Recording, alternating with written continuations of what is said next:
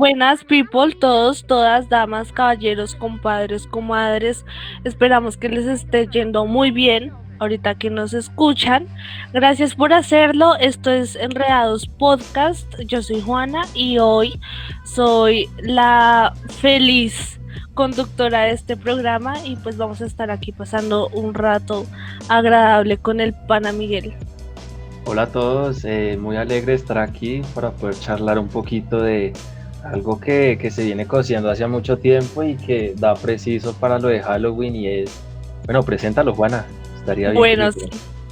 lo voy a presentar yo y les advierto que lo presento yo porque en este tema que nos trae Miguel hoy, como dice, de especial de octubre, especial de Halloween, pues en este tema yo no soy la más ducha y se llama el tema de el género slasher en las películas de terror. Ya Miguel nos va a contar de qué se trata. Resulta que Miguel me puso a sudar a mí y me trató de obligar a ver películas de terror, pero bueno, gracias al mundo existe YouTube y me pude ver los resúmenes de las películas para poder estar aquí en este programa de hoy. Miguel, en cambio, sí es el duro de las películas de terror. A él le encantan, son sus favoritas, no para mí. Pero si ustedes son como yo y no les gustan mucho las películas de terror, o si son como Miguel, que les gusta ver muchas películas de terror, pues este es el programa ideal para ustedes porque hoy vamos a hablar de por qué estas películas han sido parte importante de nuestro imaginario de la cultura pop por allá desde los años 80, porque esperamos también que escuche gente de todas las edades. Vamos a tratar de responder la pregunta de por qué no nos podemos bañar con los ojos cerrados gracias a las películas de terror, y Miguel nos va a contar más cosas sobre eso. Entonces, yo creo que sin más preámbulo y como para entrar de una vez en el sazón, vamos a preguntarle a Miguel. Miguel, cuéntanos, ¿de qué se trata esto del género slasher? Porque sabemos que hay películas de terror, pero hasta que Miguel me dijo, yo no sabía que había un género llamado el slasher. Entonces, cuéntanos. Sí, bueno, antes de empezar, sí voy a hacer como un inciso para quienes nos escuchan y también para las personas que gocen del género, que anoten ahí en un papel y con lápiz los nombres, los títulos que se van a decir acá, porque van a ser varios, por si les llama la atención a este subgénero, que de hecho es un subgénero, no es el género. Bueno, ¿qué es el slasher? ¿Tú qué crees que es el slasher, Juana? Aquí, ¿a ti a qué te suena? A mí me suena como a flashazo, como a cosa que pasa rápido, como a flashazo de luz. Así me Sí, suena. exacto, claro, slasher. Pues esto que voy a decir y todas las películas que voy a abordar es en base a mi experiencia, a las que he Ujú. visto, porque seguramente hay muchísimas más, pero no todas las he visto. Digamos que slasher sí significa cuchillada, literalmente es como cuchillar o apuñalar. Eh, y el género, este subgénero, eh, cuenta o tiene unas características base que lo catalogan a ese subgénero. Una de esas es que el asesino es directo. El asesino no busca torturar, sino que es directo, mata de una. Porque si digamos su intención fuese torturar, ya sería tipo como las de Saw, por ejemplo, que el asesino ahí tortura a sus víctimas. Pero no, en el slasher el asesino es directo, por lo general es un asesino serial, mata en paralelo, bueno, en paralelo no, en serie, y Ujú. nunca usa armas de fuego, jamás las usa, siempre usa arma corto punzante. No muy distinto a la gente en Bogotá, ¿sí o qué? Sí, nos recuerda por ahí a unos barrios un tanto pesados, pero bueno, eso es tela de otro material. Ajá. Una de Pero esas bueno, sí, una de esas es la sí. característica. Otra es que por lo general siempre hay adolescentes. Y por lo que hay adolescentes, la película se desarrolla en un ambiente propicio de los adolescentes. Uno en que está rodeado de sexo, de alcohol, de drogas. Algunas veces las escenas, o bueno, los escenarios son en universidades, campos universitarios, en campamentos, en barrios bueno, más barrios populares, pero en este caso el slasher se desarrolla y empezó en Estados Unidos, ¿no? Así que sería en barrios de pues, Estados Unidos. En los Sí, suburbios, en los ajá, llamados suburbios, sí. en los llamados suburbios, sí, señorita. En efecto, y esas serían como las características principales del slasher. Digamos que eh, empezó por épocas, ¿no? Como todo en la vida, hay una transformación, hay un proceso. Digamos que el slasher, a mi manera de ver, empezó en los 60 con tres películas principales. La primera de ellas es Psicosis, de Alfred Ujú. Hitchcock, por allá en el 60, ¿no? Y Sí. la otra sería Dementia 13 del 63, que esa es de Francis Ford Coppola, que de hecho es el mismo director de la trilogía del Padrino. Y la otra, Ujú. la última, sería Bloodfest.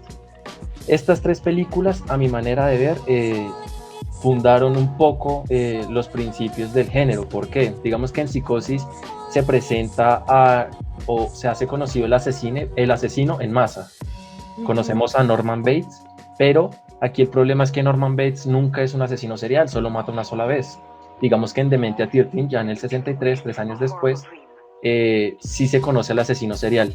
La cosa es que aquí ya no hay adolescentes, aquí a las personas que asesinan son un grupo familiar. Ya por último, con Ujú. Bloodfest se plantea todas estas características del gore, que por cierto es aspecto fundamental en este género, en este subgénero. Entonces, sí, esas tres películas que se fundamentan y crean un poco las bases, sientan las bases del slasher. Ya en el 70, más o menos, en la década del 70, la primera película que tuvo las características que acabo de mencionar, de que tiene un asesino directo, adolescentes, sexo, alcohol y drogas, sería La Matanza de Texas, en el 74.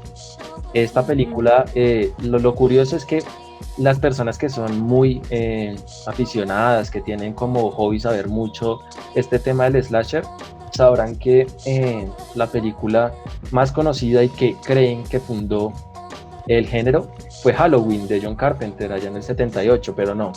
La primera fue La Matanza de Texas. Y es muy, muy chimba eso porque de alguna manera en Halloween ya se fundamenta todo se fundamenta, ya se vuelve más específico, como que se vuelve más concreto el tema. Y ya para el 80 te cuento que eso fue una bomba explotó, Ujú. hubo muchísimas películas slasher, muchísimas en donde abordaban distintas características del asesino, de los adolescentes, de la ambientación, los escenarios, y fue una eyaculación, pero la hijo de puta de películas. Hay unas clásicas, no sé, quizás tú has visto Pesadilla en la calle Elm. Sí, para ahí dato curioso de las peores, porque me da mucho miedo. Siento que es el asesino más potencial, alguien que se pueda meter a tus sueños, pues es Sí, heavy, es heavy. sí, sí, sí. Y esa película es súper porque digamos que en los 80s, claro, como el formato de este género de películas es muy limitado por su ambientación, los personajes y todo esto, había que variar en los asesinos, en el tipo de asesinos. Digamos que en Pesadilla en la calle todo es posible gracias a los sueños, al plano onírico. Ujú. Entonces, Freddy Krueger, pues, podía matar como se le diera la gana, porque eran los sueños, y los sueños es tan variable como los personajes, ¿no? Sí, Entonces, claro. sí, digamos que esa es la franquicia que a manera personal me gusta mucho porque varía en las muertes, primero, varía en las formas de matar, varía en los escenarios. Y aparte que el asesino es un personaje súper carismático, o sea, es el villano, claro, pero uno como espectador siempre está empatizando con él, no sé, digamos que lleva un tono irónico y muy de comedia. Y creo que ese tono se desarrolló a medida que el actor, Robert Englund, le daba a medida que se hacía la franquicia. Digamos que Ujú. en la primera película uno sí puede notar terror, horror, mucho en el personaje, pero a medida como en la tercera, a partir de la tercera se me hace, este personaje mata con una comedia, pero muy bizarra, pero muy rica también, porque por lo general los asesinos de esta década siempre eran fríos, siempre mataban directamente, sin hablar, siempre llevado por poderes sobrenaturales y nunca trataban de empatizar con el espectador, nunca hacían comedia, cosa que Freddy sí hizo. Y de hecho, gracias a él es que tenemos a Chucky también, porque Chucky es otro asesino, entre comillas, que tiene ese carisma, esa picardía. Y digamos que los 80 sí fue un boom, el punto auge del género. Y hay muchas películas, entre ellas está It. Ah, bueno, mentira, sí fue en el 90. Está Killer's Clowns, está Evil Dead, Sleepaway Camp, Motel Hell, Madman, Maniac, Incubus y muchísimas más. Pero digamos que de las que yo recomendaría para que vieran, que son buenas para la década, está Pesadilla en la calle, la franquicia, está Sleepaway Camp, que es, creo que es de las películas que mejor y tiene un giro sorprendente. Digamos que a las personas que no les guste tanto el género y que quieran ver una película que tenga solo un buen giro, esta debería ser parte, porque lo tiene y es muy buena película. Y así hay muchas más. Digamos que todas esas películas trataban de abordar lo que ya acabo de mencionar, distintas ambientaciones, escenarios, asesinos, formas de matar, maquillaje, adolescentes. La cosa fue que como se explotó tanto en los 80s, para los 90s la cosa ya decayó mucho y en la primera mitad de la década eran muy pocas las películas que se empezaron a dar. No sé, digamos que después de esa segunda mitad de la década el género alcanzó a sobrevivir un poco y habían unas películas como Candyman o Sé lo que hicieron el verano pasado, que es la que más transmiten en televisión.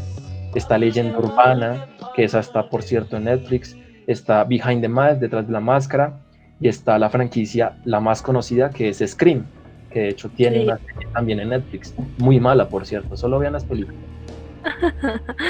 La cosa fue que el género decayó y sin embargo se alcanzó a sostener por un juego que hicieron, podría decir que los directores de este tipo de películas, y fue el siguiente. Hicieron un tipo de metaficción. Aquí, en esta década, los adolescentes, los personajes adolescentes, sabían todo lo del género slasher, ya sabían cómo actuaba el asesino, y de hecho, en las películas hacen referencia a otras películas. La cosa es que estos adolescentes tenían una especie de ventaja, porque ya sabían cómo podía ser, ya sabían el modus operandi de los asesinos del género. La cosa que no sabían estos adolescentes en estas películas es que ellos también hacían parte del género, también estaban viviendo una vida. Y claro, ahí hay una nueva forma, un nuevo formato de este subgénero y que es sumamente interesante. Una suerte de película dentro de la película.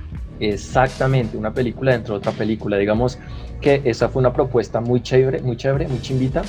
Y creo que la que más, hay una película, Scream, las de Scream, en esa se evidencia mucho eso, ese juego de la película dentro de la película.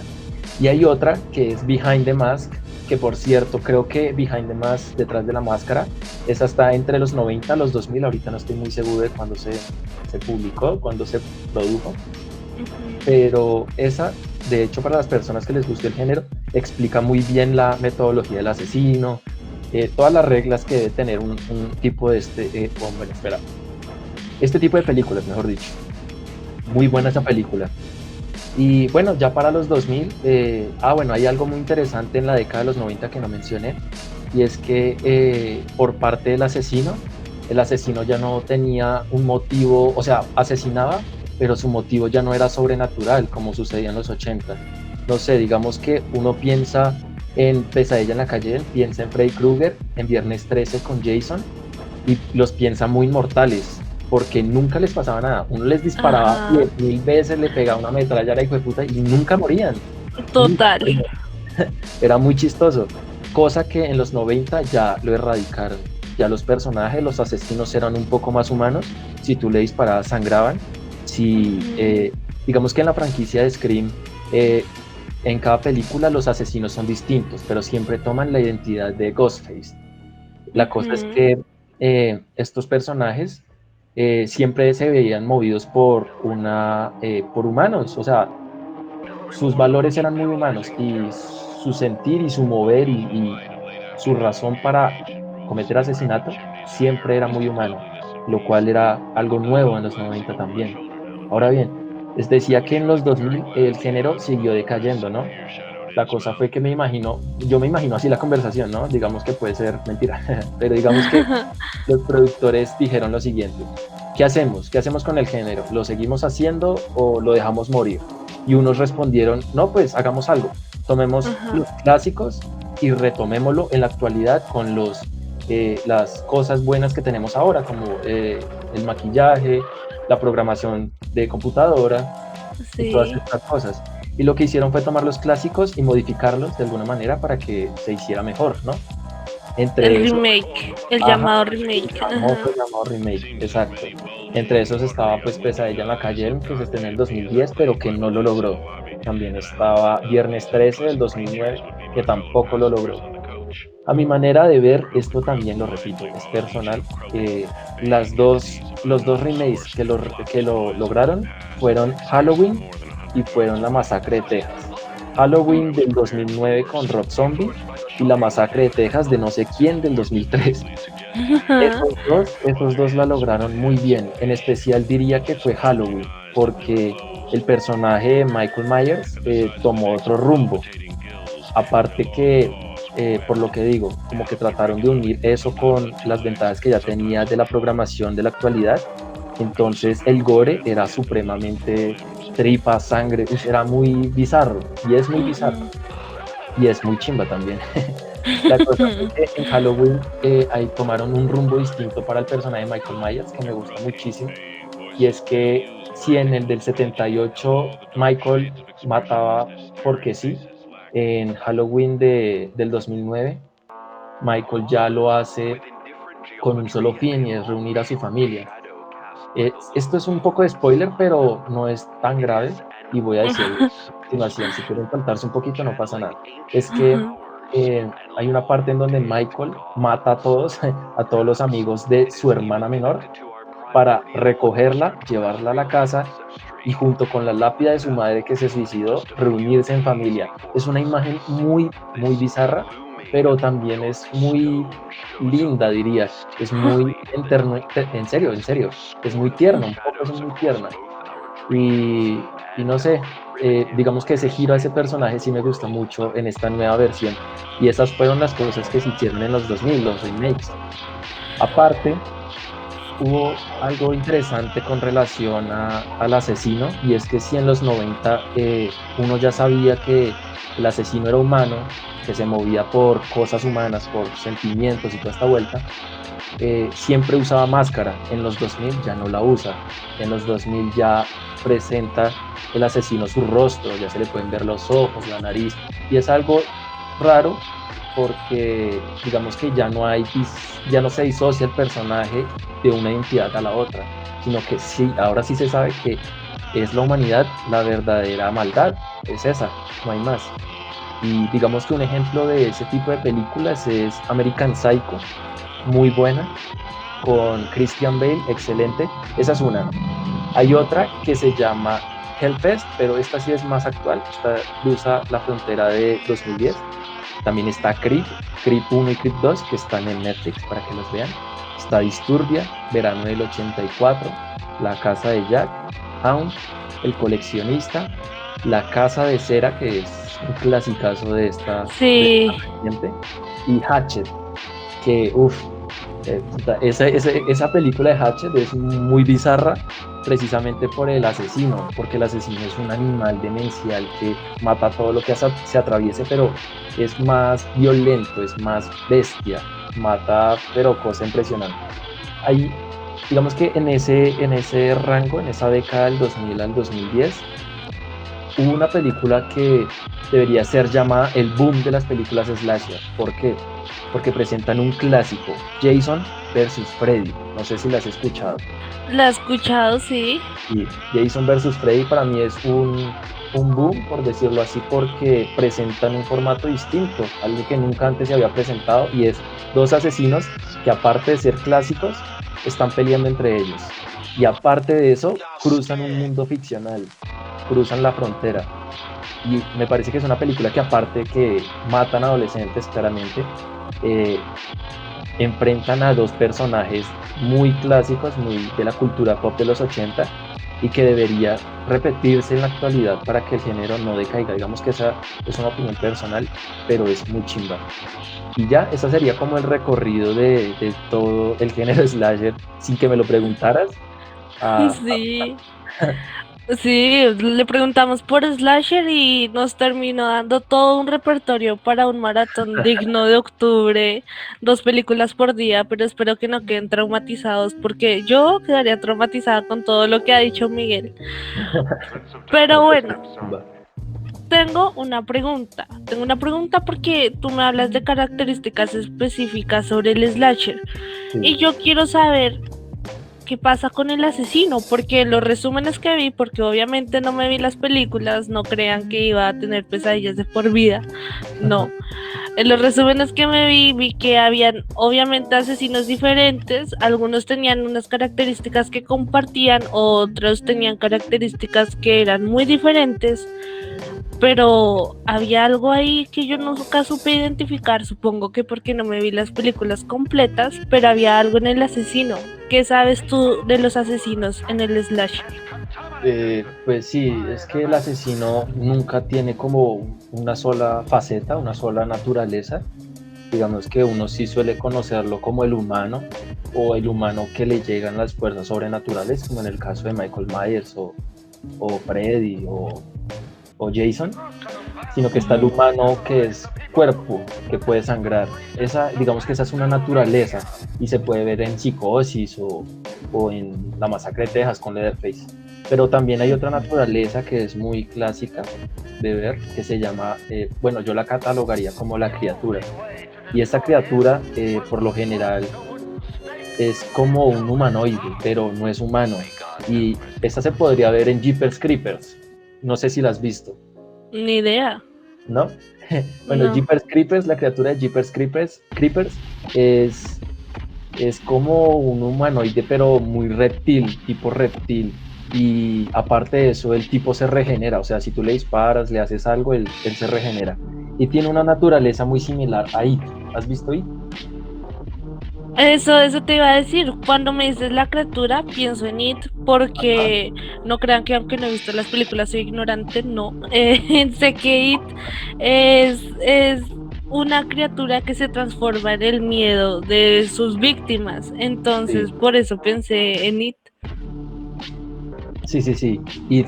Sí, ese es un clásico, pero digamos que ese también puede contar como una criatura, pero no sé, porque es muy abstracta. Este ser es muy abstracto, puede tomar la forma de cualquier miedo, pero Ujú. tiene en común con el personaje que te decía anteriormente, la criatura de Jeepers Creepers, porque ambos asesinos, ambos personajes inviernan por cierto tiempo, invernan, Ujú. invernan, invernan por cierto tiempo y después de despertar de esos años, que creo que son 22 en Jeepers Creepers, no sé ni cuántos son, asesinan o comen durante 22 días. Y claro, en esos días, cuando ya se ha alimentado, vuelve otra vez al sueño. Lo mismo pasa con It. En It la criatura hace exactamente lo mismo y en Jeepers Creepers igual.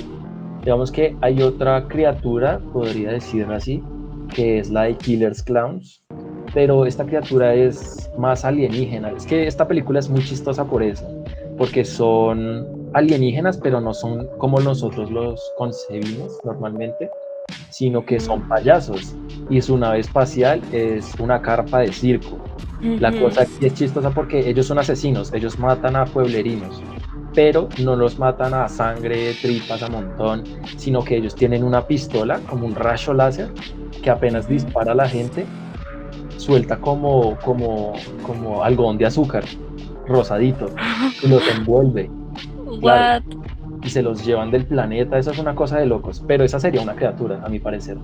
Hay otra que está entre el plano slasher y entre el plano horror de ciencia ficción, que es Alien y Depredador.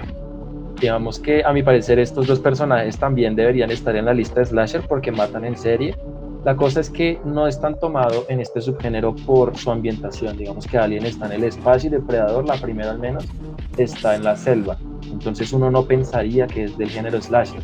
Pero a mi parecer sí entraría ahí.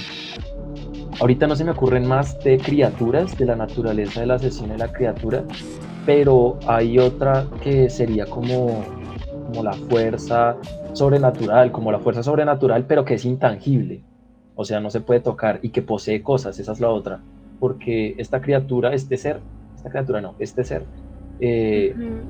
debería tomar un cuerpo, porque si no ya sería una película tipo Poltergeist o Actividad Paranormal y no. Ahorita se me ocurre Evil Dead y Chucky, por ejemplo. Digamos que en Sí, Chucky es el asesino, el fantasma de un asesino que posee un cuerpo de un muñeco, ¿no? mejor Y dicho, el asesino motivado por algo místico, digámoslo así. sí, sí, exacto, podría ser así. O una fuerza sobrenatural, digamos que en Evil Dead es un libro de una cabaña que cuando se lee, cuando se recitan unas palabras, despierta Ujú. todos los demonios que hay en ese bosque y todos esos demonios van a poseer a las personas que están en la cabaña. Y cuando los posee, pues los vuelve mierda, literalmente los vuelve un asco. La cosa es que esa Ujú. sería como una fuerza intangible. Hay otra película, otra franquicia de hecho, pero no sé si podría entrar a este catálogo de fuerza sobrenatural intangible y es Destino Final. Esa yo creo que sí la has visto. Uf, claro, peor. Creo que esa motivó mi trauma a caminar por los puentes, sí. Digamos que Ah, Destino Final hay algo muy curioso porque es la muerte en sí, pero no es la muerte física. Uno sabe que es la muerte, pero no es la muerte física asesinando gente. ajá, Y sí. no cumple con lo que acabo de mencionar de que tiene que poseer un cuerpo, pero tampoco es una fuerza ahí ajena. Entonces, con eso sí tendría como la duda de si podría ir ahí o tendría que entrar Sí, en otra parte, en otro concepto. pues siento que ahí se tendría que evaluar si en el concepto de slasher es más importante el asesino o el resto de cosas, porque ahorita que hablamos de destino final, siento que encaja porque eso es grupo de adolescentes y es en contextos así de adolescentes. Sí, Entonces, siento que en eso encaja, pero lo que dices, si no está encarnado, pues de pronto, pero no sé, sí, creo que yo sentiría que está como ahí, en un límite ajá. extraño en los géneros de las películas de terror. Sí, está como en un limbo esa película y de hecho pueden haber más que no sé, se me hace y no se me hace. El caso es que hay otra naturaleza, pero esta naturaleza es humana por lo general y es grupal, el asesino en grupo, el grupo de asesinos. Eh, Ujú. no sé, ahora que lo pienso, hay, por lo general cuando son grupos de asesinos siempre son familias y son familias que se ubican en parajes rurales, fuera de la sociedad. Y precisamente como están fuera de la sociedad, como que no hay un reglamento para, para no cometer actos delictivos. Digamos que estos personajes por lo general matan y son caníbales, ahora que lo pienso. Entre esos se me hace Masacre de Texas, claramente, esos son caníbales. Sí. Camino hacia el terror también son caníbales, los tres hermanos. Y las colinas tienen ojos, también son caníbales y se ubican en parajes rurales. Hay otra película que se llama La Casa de los Mil Cadáveres, también de Rob Zombie. Creo que esa es del 2003.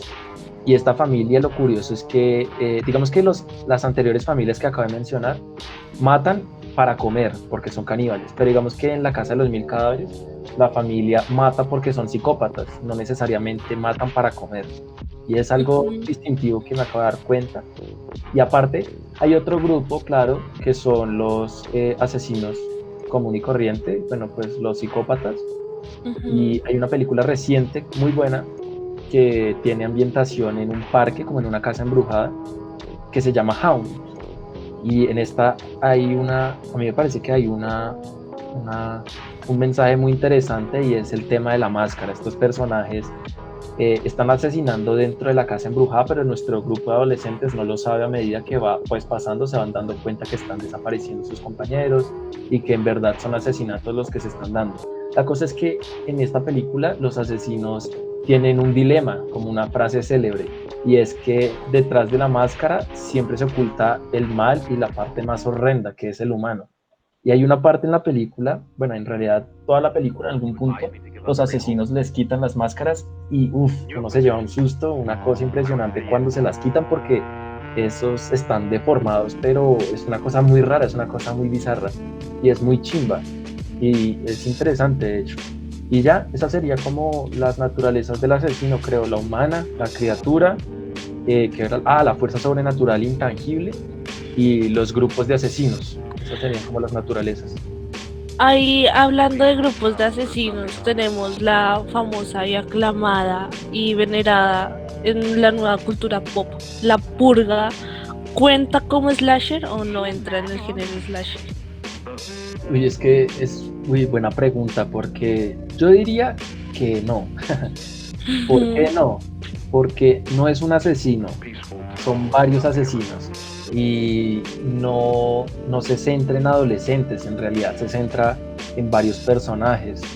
Pues al menos en la 2 es muy fragmentada en eso, en focalizarse en los personajes. Digamos que en la uno sí tiene un centro, que es la familia esta, pero, pero no, yo no creo que entre en el slasher, aunque sí muchas personas dirían que sí, no estoy en contra.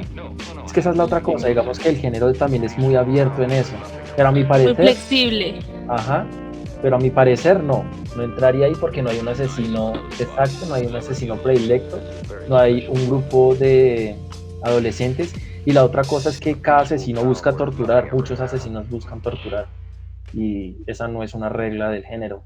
El asesino siempre mata directamente sin buscar infligir muchísimo dolor en las personas. Entonces yo diría que no.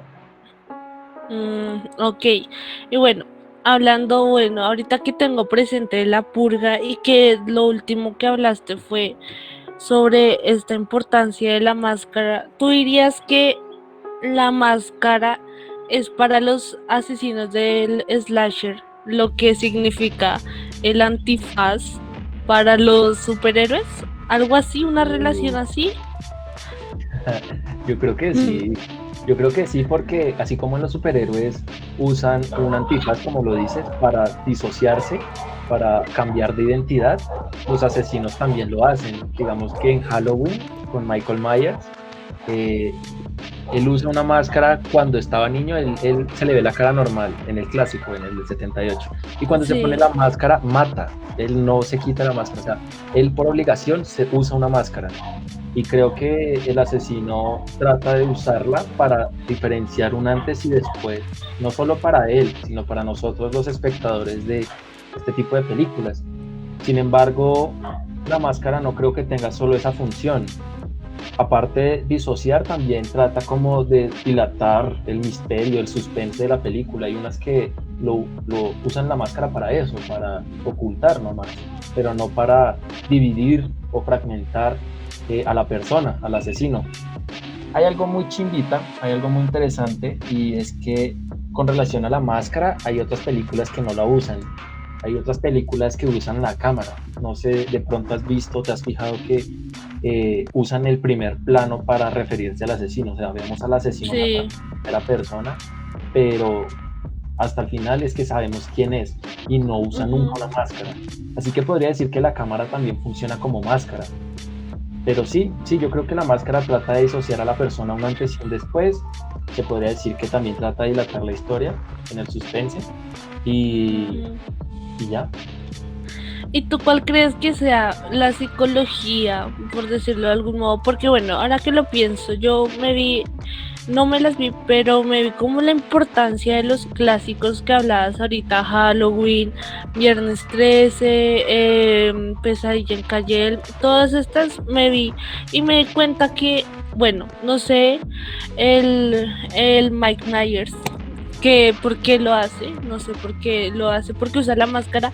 En el resumen que vi siempre la tenía. Mi pregunta era que si se le veía la cara en algún punto de la película, no sé, uno Sí, eso, esa es ¿sí? la cosa. No, nunca se le ve. Al menos a Michael Myers, no, nunca le vi. Ah, mentira, sí, en la primera se le alcanza medio a ver la cara.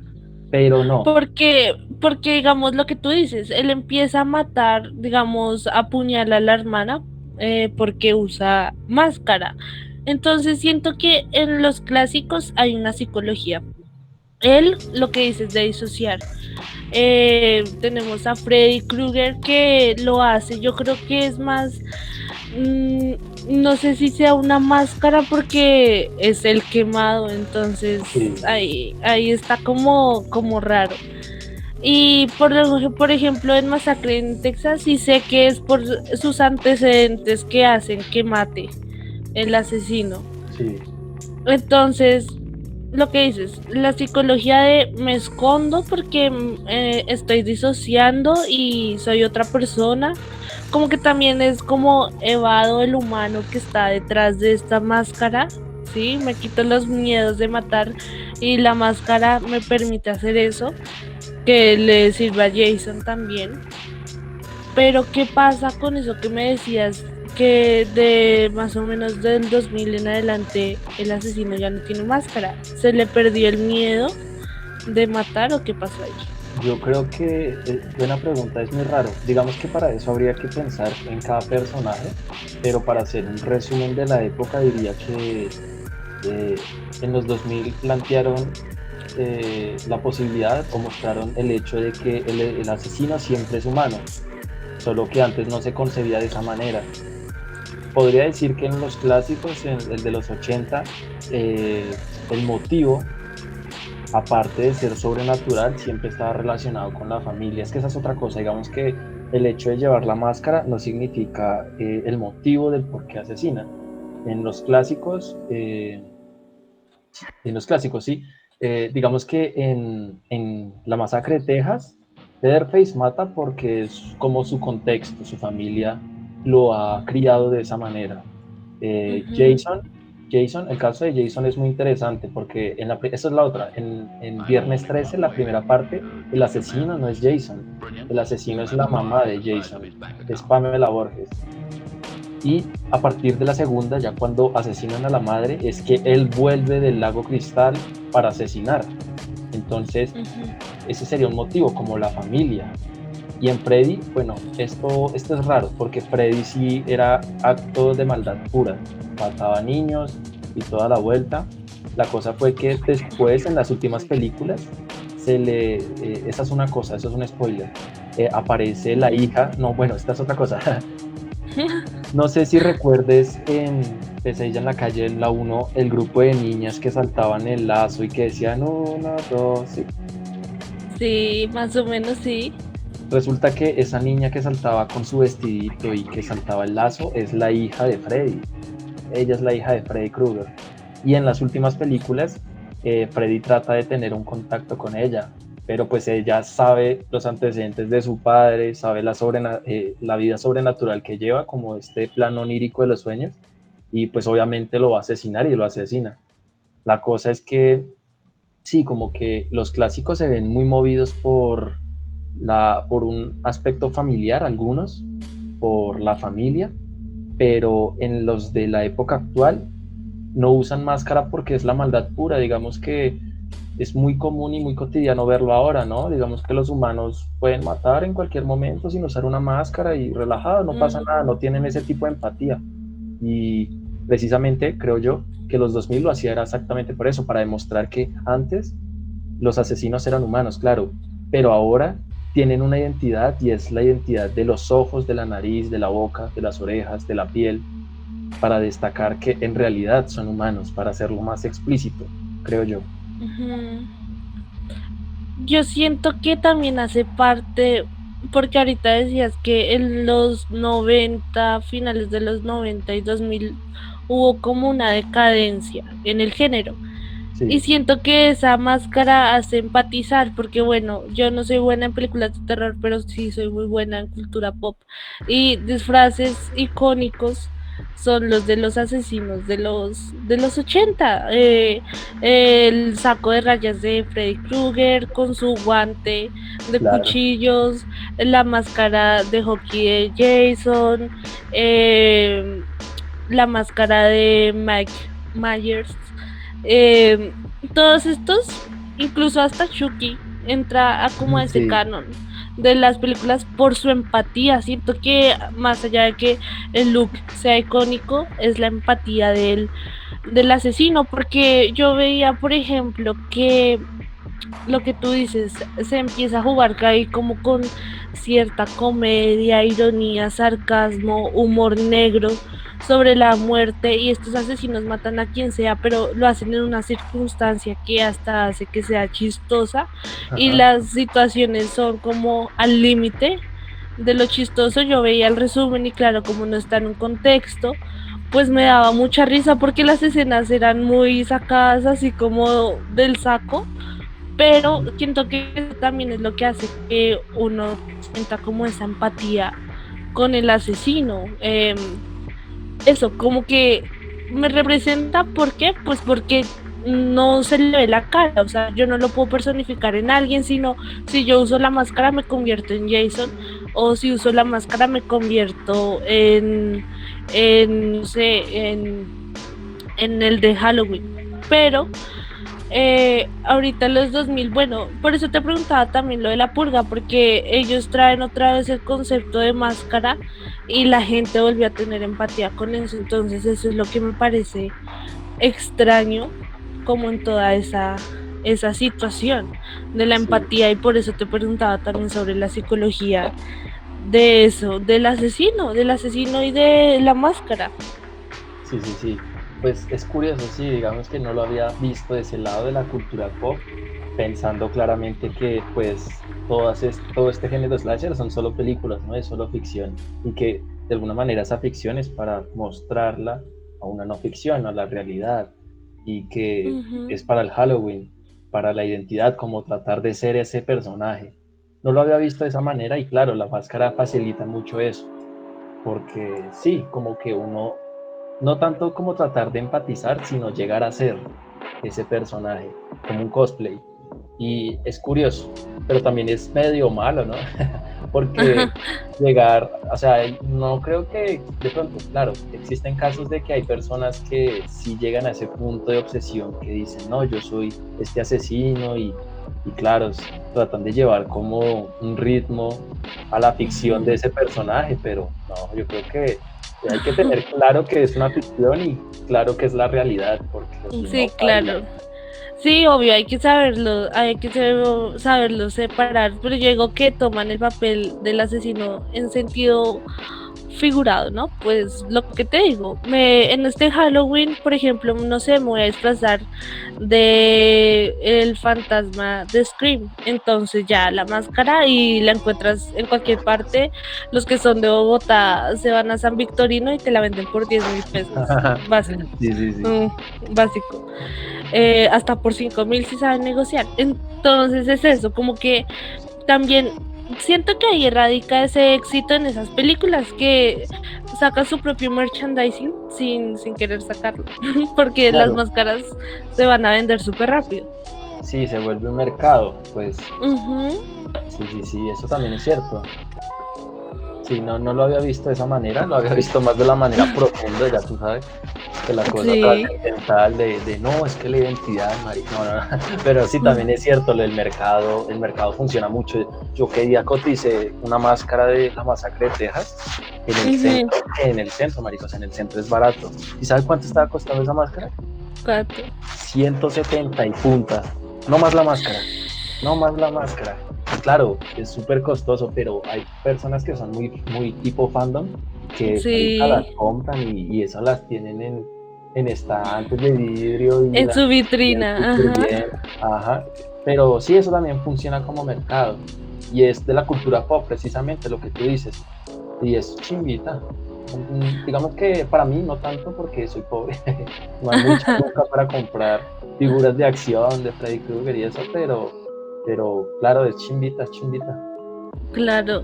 Ahora, bueno, ya que estamos aquí hablando de la psicología, del personaje y de cómo las películas venden también la idea, o sea, porque tú y yo sabemos, y aquí volvemos a repetir, Miguel y yo estudiamos creación literaria, entonces sabemos cómo se construyen más o menos las tramas de las películas.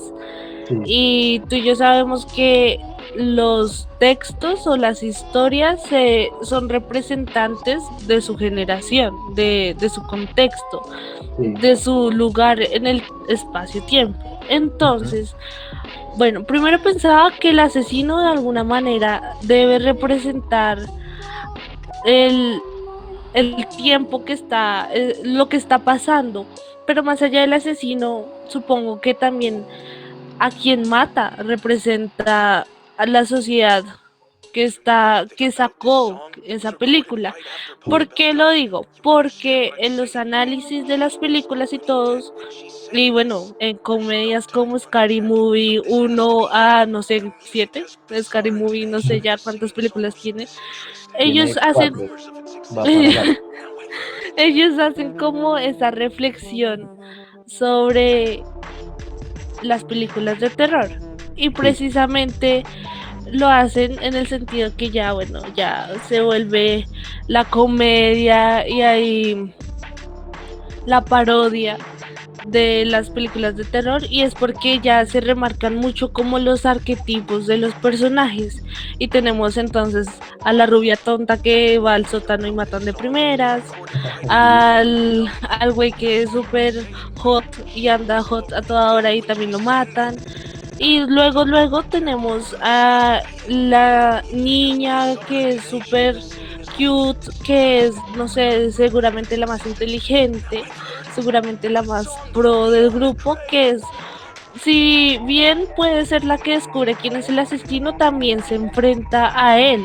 Y es chistoso como la benevolencia de un personaje se puede enfrentar contra la maldad y la corrupción de otro, y de ahí sacan una fórmula divertida, que sí, es la misma fórmula que podemos ver ahorita para traerlo otra vez ahí un poquito de la cultura pop en Vilma de Scooby-Doo, que ella ajá, es sí, la inteligente, la que no parte un plato, sí, porque tenemos a Daphne que es más de clase alta, la vida loca, y Vilma es la que resuelve el misterio. Entonces, dame toda esa psicología de todo lo que te dije. Cuéntame qué significa estos tipos, y en especial ese que me llama la atención de la mujer que sobrevive al asesino y que lo sí. supera.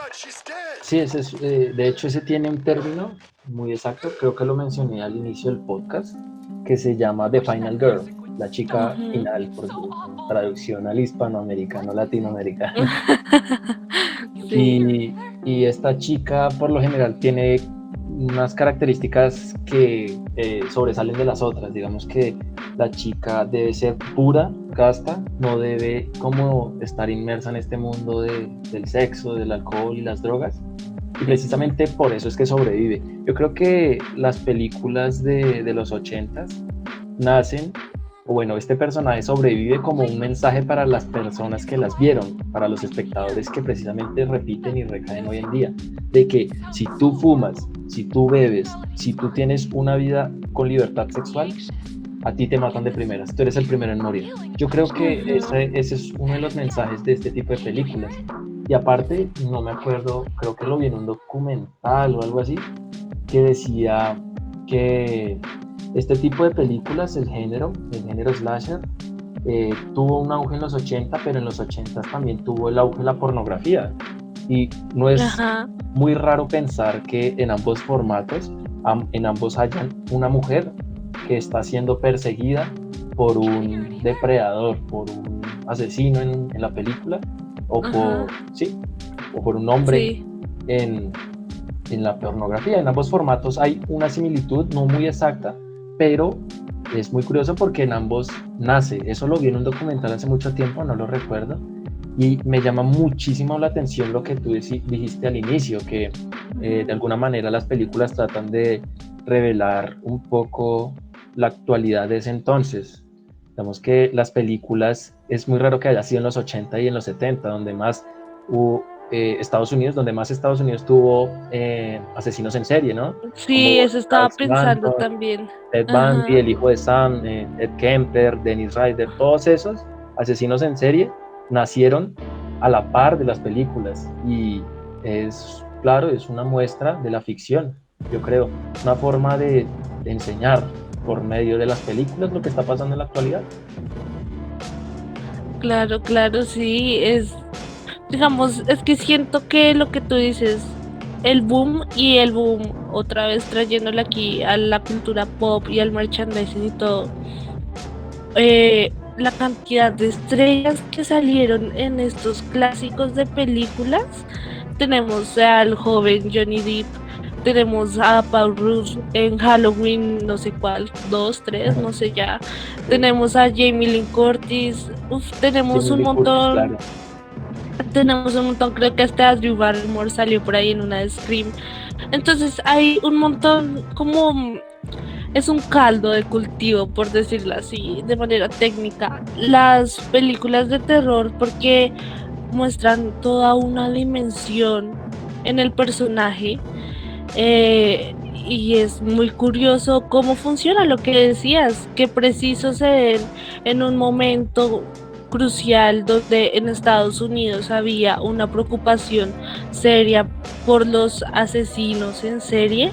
Sí, Pues es muy interesante, porque también sabemos que hay películas, algunas y algunas historias que están ligeramente basadas en las perversidades y atrocidades que cometían estos asesinos.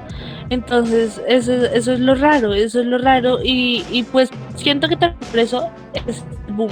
Ese momento fue el momento de brillar. Ya pues hacia aquí, más cerquita de la actualidad, pues ya las cosas se fueron normalizando, no en el sentido de que se calmaron, sino que ya nos dejó de impresionar la matanza en serie. Entonces ya se fue calmando esto y ya como que, ah, sí, asesino en serie, ah, sí, lo he visto antes. Entonces pierde eso. Digamos, en lo personal, si me obligaran a ver una película de terror, siento que preferiría, bueno, es una encrucijada. ¿Por qué? Le tengo miedo a lo sobrenatural. De eso hablaremos en otro capítulo en este especial de octubre. Le sí. tengo miedo, respeto a eso sobrenatural. Entonces todo esto que dices de los poltergeist y las posesiones demoníacas y etc. me dan mucho miedo. Esas películas son, uff, una cosa dura. Y me da miedo también pensar que el asesino sea un humano, porque siento que genera cierta desconfianza, porque sí, está como demasiado cerca. Es muy cercano, Entonces, sí. exacto. De todos modos, si me obligara a elegir, prefiero ver, no sé, Pesadilla en Calle Elm o Halloween, o bueno, todas estas del slasher, porque al fin y al cabo el humano es algo que conozco y algo que, aunque da miedo que esté así de cerca y que sea capaz de todas esas cosas horribles, pues bueno, lo conozco y está ahí, está Se puede ahí. entender. Exactamente. Entonces, eso me parece algo bastante heavy, pero bastante interesante pensar cómo estas películas influyen tanto, porque uno creería que esto de la cultura pop y todo y las películas pues son así de entretenimiento, pero uno puede analizar un montón de cuestiones, sobre todo con las películas de terror. El miedo es lo que más habla de los seres humanos. Sí, sí, y digamos que ese tema de la realidad y la ficción, de transmitir lo que sucede en la realidad a la ficción, con relación a Ujú. los asesinos y todo esto, en la mujer es muy curioso que, volviendo un poco al tipo de películas, el personaje, el asesino nunca sea ella, ¿no? Digamos que son muy pocas veces en donde el asesino no es él, sino es ella, la mujer. Hay unas pocas películas, vamos, Viernes 13, parte uno, ella es Pamela Borges, la mujer. Está Leyenda Urbana, que Sí. también es, bueno, ahí la cagué porque se supone que no se debe saber, pero también es una mujer, en Leyenda Urbana es una mujer, en American Psycho Ujú. 2 es una mujer, y hace poco, que seguro todo el mundo ha visto porque es muy reciente esta película, y aparte tuvo renombre por todo lado, y es Feliz Día de tu Muerte.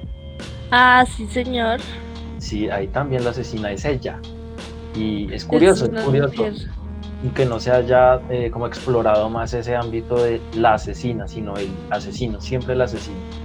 Y Sí. llama mucho la atención y claro, refleja precisamente eso. Digamos que para los 80, los asesinos en serie, los que Charles Manson, Ted Bundy, todas estas, Mataban Ujú. siempre, tenían como un morbo de matar colegialas. De hecho, Ed Y a Kemper, la mujer, sí. ajá, Ed Kemper le decían el asesino de las colegialas. Y siempre era la mujer, siempre era la mujer. Él a la mujer, el asesino a la dama. ¿Sí? Entonces, claro, las películas se construyeron con ese concepto, con esa forma de ver y pues repercutió claramente hasta la actualidad. Pero es muy rico ver cuando no es el asesino, es la asesina y es muy chévere.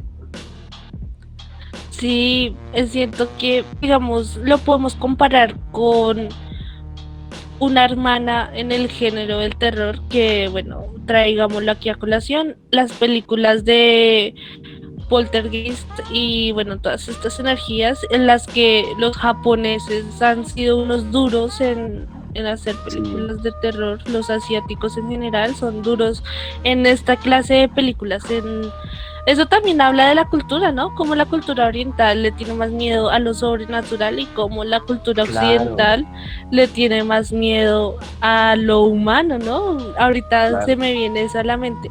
Y que ahorita que hablas de que el asesino siempre es el asesino y no la asesina, se me ocurre que tan raro que esa fuerza se vaya hacia lo masculino, hacia lo que nosotros occidentales comprendemos como lo masculino y no, eso viene también como de una tradición cultural muy heavy, no es secreto para nadie que nuestra sociedad es súper patriarcal, entonces también, o sea, tiene todo eso, en cambio, en las películas más orientales, en las películas del poltergeist y todo esto, la energía o lo que sea el espíritu siempre tiene más de femenino que de masculino y femenino infantil. Muy raro eso, muy raro. Entonces, siento que eso habla también mucho de nosotros como seres humanos, de nosotros como culturas.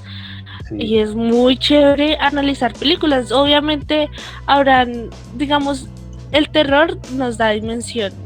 Hablábamos en capítulo anterior que a nosotros como creadores de historias nos sirve que los personajes tengan dimensión para que las historias los atrape. A mí me gusta el background de la historia de los personajes en todo y sobre todo de los asesinos. Siento que es casi igual a cómo un superhéroe se volvió superhéroe, es cómo un asesino se volvió un asesino, cuál es su ujú. historia, lo decías ahí en Viernes 13, le mataron a la mamá. ¿Mm? Le mataron a la Lo, cucha. exacto, lo decías también en Masacre en Texas, que es eh, tradición familiar, sí, o sea, Sí, todo tiene su historia y a Freddy lo quemaron, entonces tienen ahí como su background y siento que es tan importante como en los superhéroes, que es también importante saber por qué un superhéroe es superhéroe, entonces eso eso es muy extraño, habla de nosotros como cultura, que eso nos interese también. Entonces, no sé, ¿qué más quieres decir sobre tus películas de terror? Pues no, no. En realidad creo que se exprimió bien el género, se habló demasiado de eso y pues no tengo nada más por decir en realidad. Pues una recomendación, como recomendación de películas para quienes nos oyen y le guste el género del slasher, Ajá. contemporáneas que me gusten, que sea gusto personal y que sean fáciles de conseguir, hay contemporáneas, ¿no? Una película que se llama Creep y que es el asesino humano, Creep, y está en Ujú. Netflix, y está Creep 2. Eh, Hay una del 2003 que se llama La Casa de los Mil Cadáveres, que tiene dos películas de más muy buenas que tienen relación al grupo de asesinos, muy buenas para que las Ujú. vean. Y de los clásicos, sin duda, sin duda, Ujú. diría Ujú. que la franquicia de Elm Street, esa me gusta demasiado, más que Viernes Sí. 13, porque es que Viernes 13 se estalló muy feo. Y ya, Ujú. no, no podría decir Sí. nada más sino eso, que la pasamos rico, ¿no? Se habló chévere. Claro.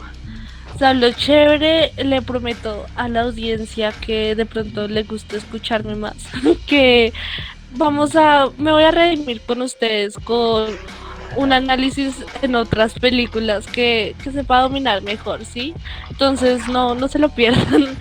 Es el único cine que no manejo bien, el del terror, es por elección propia, tranquilos. Pero bueno, la pasamos chévere, Miguel les dio una listaza tremenda para que se maratonen en este octubre, para que no digan, ay, es que no tengo nada que ver, ahí tienen Netflix y si no, pues ya saben a qué página recurrir. Y pues nada, esto fue Enredados Podcast, esto fue la explicación de qué era el género, o bueno, qué es el género slasher. Y eso fue todo por este capítulo. Nos vemos en otro capítulo con más contenido y más charla. Y gracias por sintonizarnos.